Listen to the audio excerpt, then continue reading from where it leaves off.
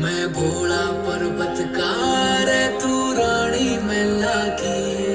तेरी मेरी पार पड़े ना बेशक लिखी पहला की। मैं भोला पर्वतकार है, तू रानी मैला की।